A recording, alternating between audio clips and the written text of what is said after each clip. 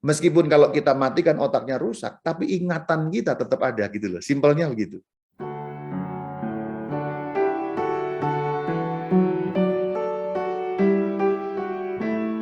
Orang yang trikotomi, aliran itu atau yang berpendapat begitu akan mengatakan kalau mati, tubuh itu kemudian berhenti bekerja, jiwa kemudian hilang, roh yang menghadap pada Tuhan. Padahal jiwa dan roh hal yang sama, dan bukan berarti jiwa itu hilang. Karena jiwa itu sama dengan roh, sehingga apa ingatan-ingatan yang sebelum kematian itu masih terbawa setelah kita kematian. Contoh yang tadi Lazarus. Orang kaya itu masih bisa mengingat dia punya saudara-saudara. Jadi ingatan-ingatan itu kan bagian dari jiwa. Kita tahu punya keluarga, itu tersimpan dalam memori.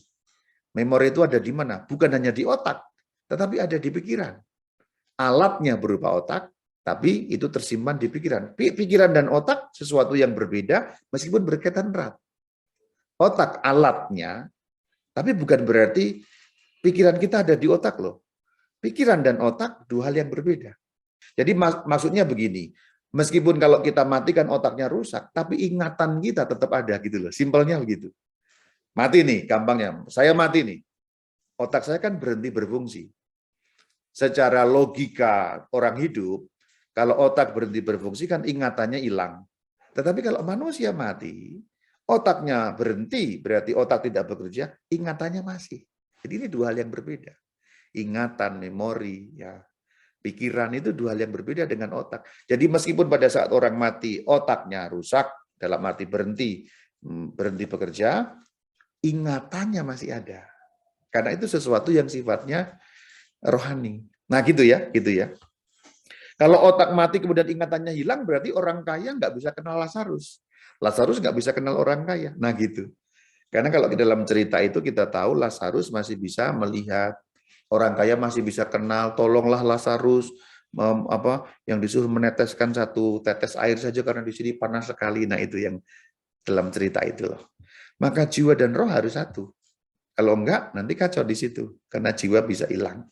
Maka pembedaan dua inilah yang benar, yaitu manusia itu material dan imaterial, atau jasmani dan rohani. Kita menyebutnya bisa juga material dan spiritual, tubuh dan jiwa itu adalah roh itu juga.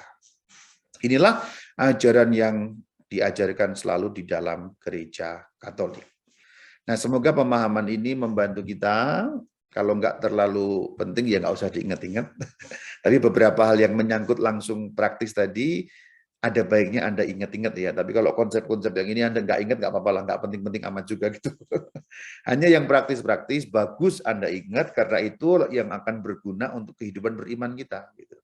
Kalau konsep-konsep gini, ingat nggak ingat, ya nggak terlalu penting. Kalau saya harus ingat, supaya bisa menjelaskan gitu ya. Tapi yang praktis-praktis tadi, bagusnya Anda ingat. Hanya pesan saya, kalau kita mengetahui konsep-konsep dasarnya, kita umumnya akan lebih mudah untuk memahami hal-hal yang praktis. Jadi nggak gampang bingung gitu. Kalau kita paham konsep dasarnya, hal-hal yang praktis itu nggak terlalu sulit untuk kita pahami.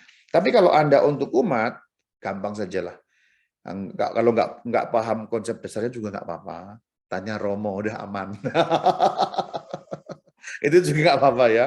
Nah, semoga ada pemahaman yang baik, terutama nanti yang menyangkut hal-hal praktis. Terima kasih. Shalom alaikum.